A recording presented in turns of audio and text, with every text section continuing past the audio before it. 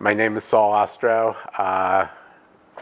I started as an artist, became a curator and a critic because what other people were doing was more interesting to me than what I was doing in the studio.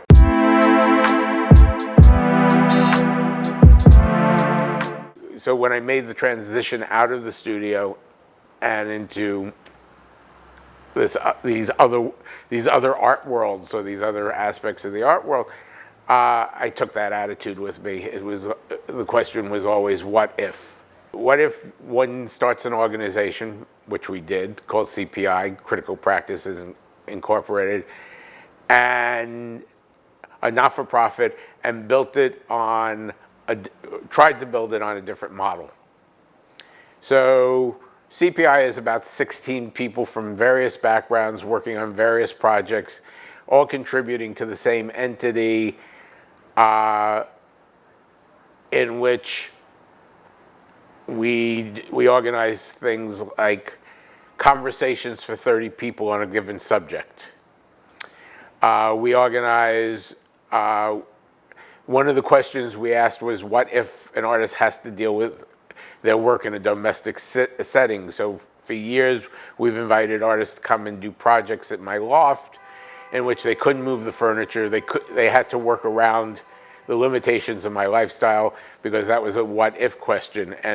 And what was interesting in terms of those things was the artists ended up finding themselves in totally different conversations than they would if they had a gallery exhibition or had somebody to their studio. In terms of publication, we raised the question of the sort of what if question. What if you have a publication,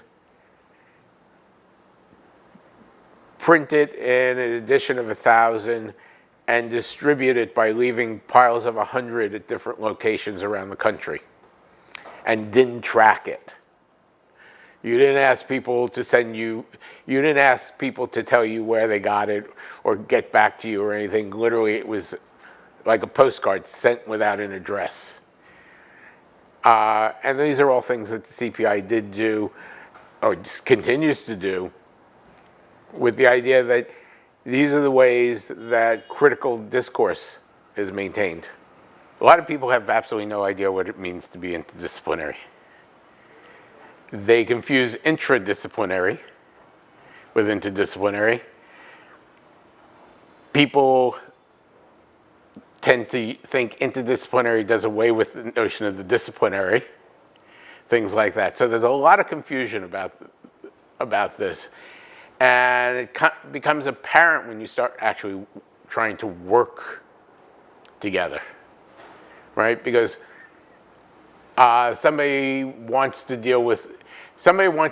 collaborate with a sociologist, but has a idea about sociology, but doesn't know the language of sociology. And the sociologist basically can only repeat their language. Or the sociologist ends up thinking what the person really wants to do is learn about an aspect of sociology. So you don't really get an exchange, you don't really begin to construct a platform that is shared territory, but just two people coming at it at a problem from their point of view. Seemingly the biggest problem is people aren't trained for collaboration, and people, though everybody yells interdisciplinary,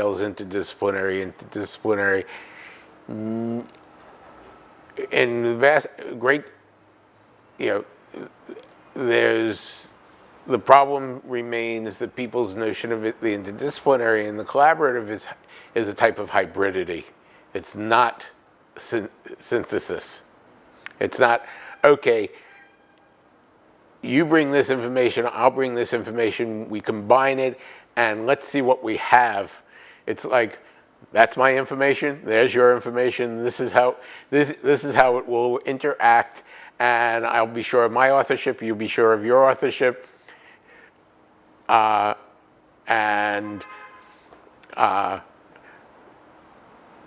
seemingly we don't want to lose our identity in this, or because the individual is still rewarded, right? And we haven't yet got to that point where there's a real understanding, or in this society, of what it means to collaborate, what it literally means to momentarily lose that notion of singular authorship, right? We get a bit more of it in the sciences because, you've got 90 scientists working all on the same equation, and they have to exchange information to try to move the equation.